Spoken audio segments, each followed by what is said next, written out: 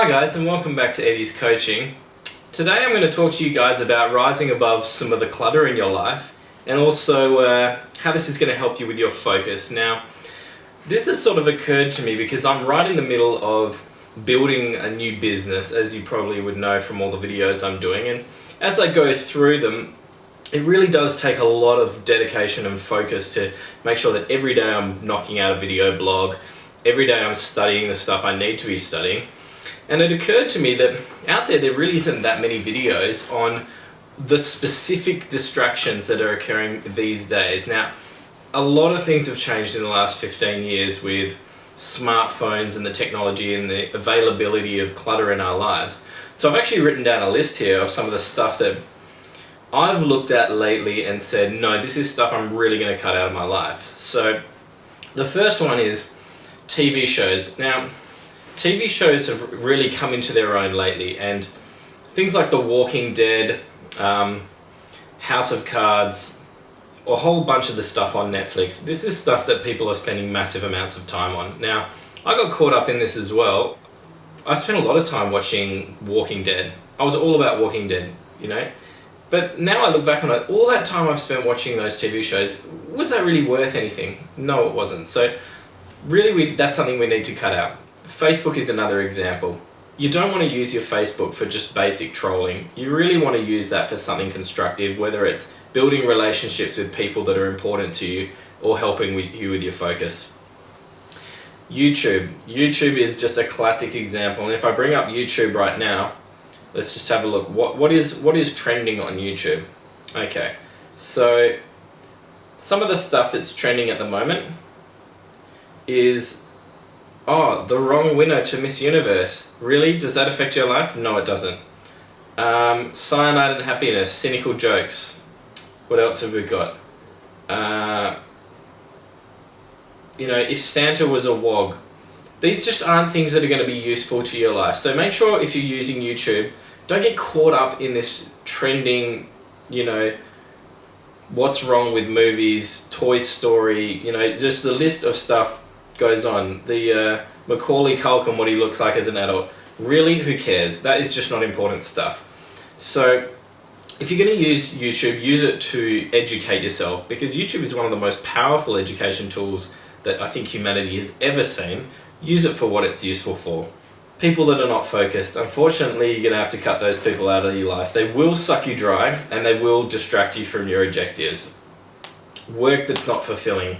You need to cut this down. You need to transition out of work that's not fulfilling. If you're doing a day job that isn't meeting your higher order needs, and you can look up Maslow if you want to know what those are, you're not really spending your life doing something important, and work is going to take up the majority of your life. If you're not doing that with something fulfilling, you need to start transitioning out of that work. And yes, we do need to pay bills, so I'm not saying quit your job and go and start something else, but do look at ways of transitioning. Go part-time and do something you love, and you can do that because most people are spending a huge amount of their income on useless crap that you don't need anyway. Owning animals that you're not going to take care of. Like, I have just gone through a long relationship with a dog that I've had. She was with me for 12, 13 years. I loved the dog so much. This is my Staffy Lily.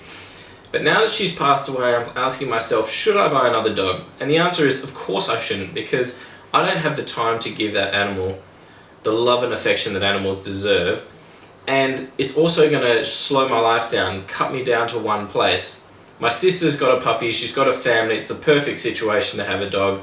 I go around there once a week, play with it, it's great, the dog loves me, I don't have to deal with any of this stuff. And that might sound selfish, but the reality is, unless you have that specific time set aside, I've got a dream of retiring and spending a year in the mountains. I will get a German Shepherd and I will spend that time with it, and it will be quality time.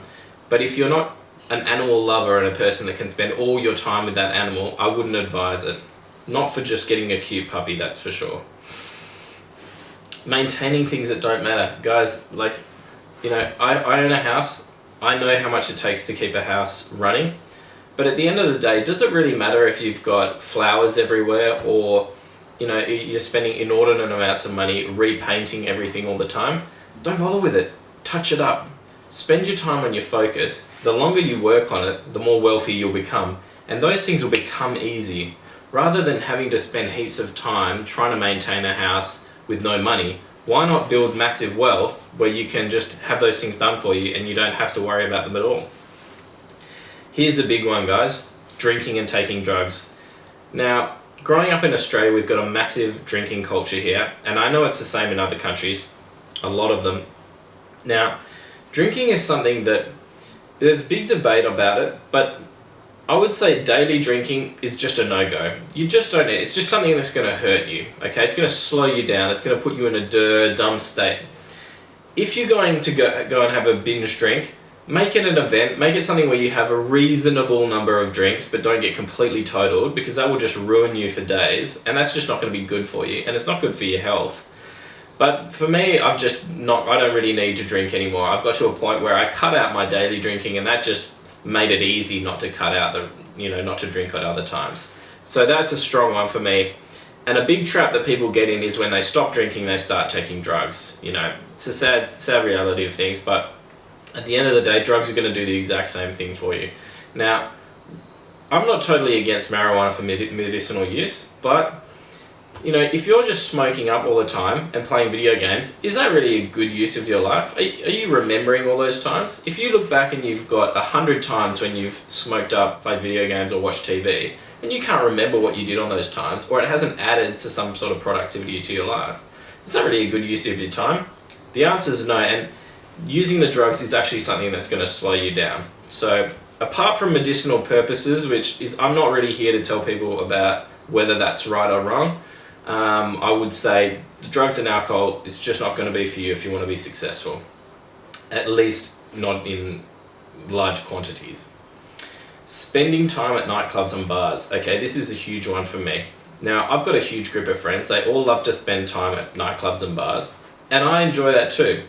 But the objective really, if you're single, is going out and finding someone. So why not do some work on your game and go out and implement that? And then that's something that you should be doing till 12 o'clock, maybe once a week, if you're out there looking for someone and spending some quality time with your friends. But is going out till 5 a.m. twice a week and feeling wrecked all weekend and losing your weekends really worth it?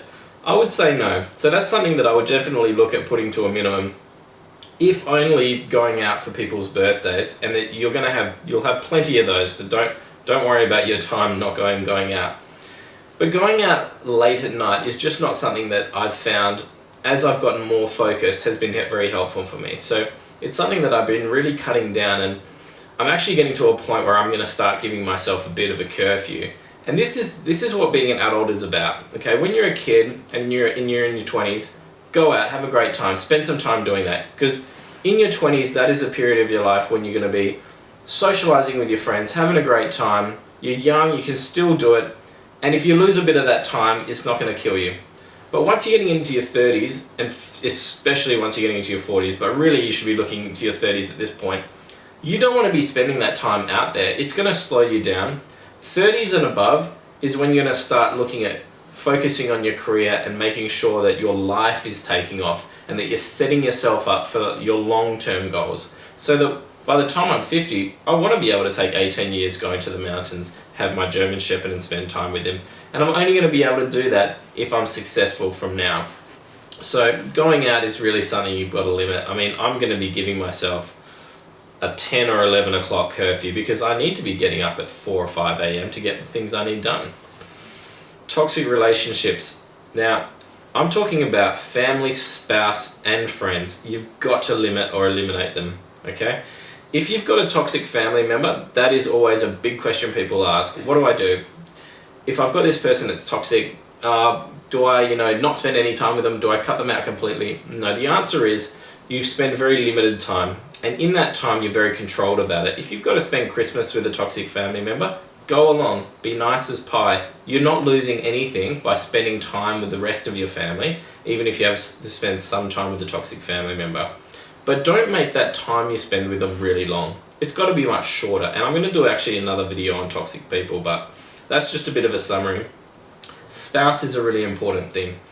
If you've got a toxic spouse, the first thing you need to do is change yourself to try and help them change.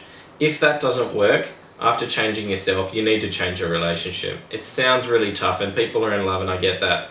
But at the end of the day, you've got a long life to live. And although I'm not an advocate of divorce, if you're with a spouse that is unchangeable and is toxic to you and you're in a toxic relationship, that's just not something you're going to be able to live with long term.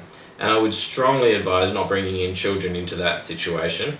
I mean, if you think about it, marriage is a great thing and I'm all about marriage. I've been married, didn't work out, and I've moved on, but we're still amicable. But would I get married again? Of course I would. Yes, that's something that's the sort of commitment you need to make to someone if you're serious about them. But think about it in a business sense. And this is something I picked up from a guy named Owen from a company called Real Social Dynamics. You can have a look at it online.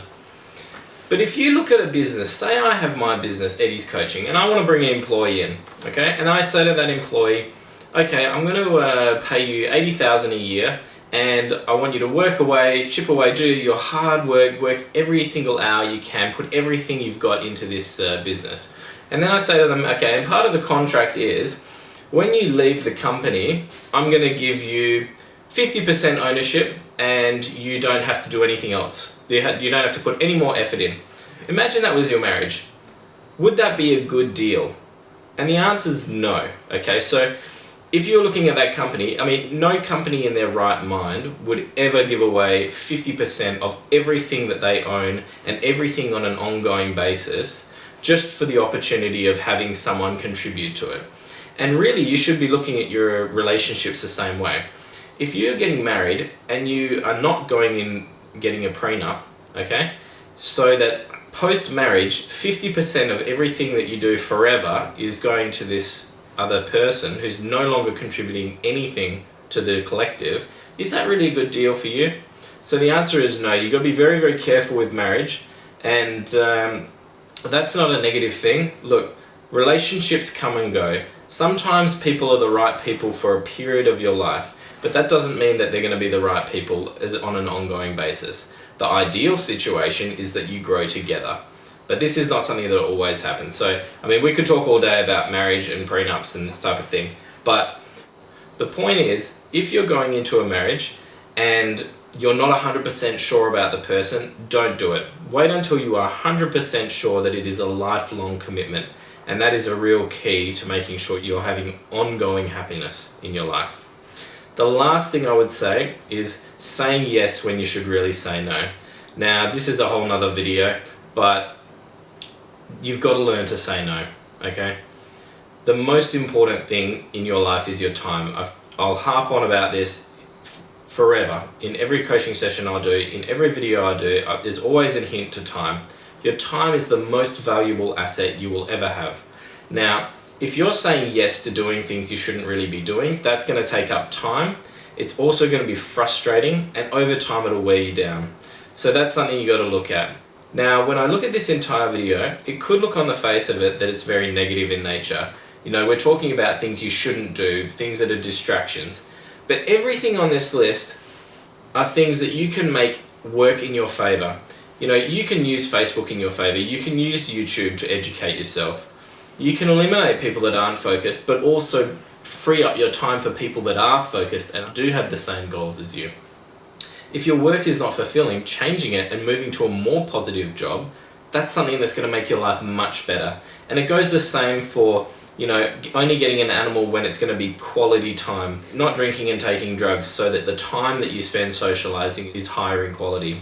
All of these things are things that we are looking at making better in our lives. So don't look at them as negatives. If you can identify negatives in your life that you can turn into a positive thing, that is a massive advantage over anyone else that's out there. Most businesses, most individuals are full of little negatives that if they just turned around to positives would put them way ahead of the competition. So I hope you guys got something out of this video. Don't forget to like and subscribe, and I'd love to hear any comments you've got on things you can do to change your life for the better, little positives that you can bring in and little negatives that you can pull out.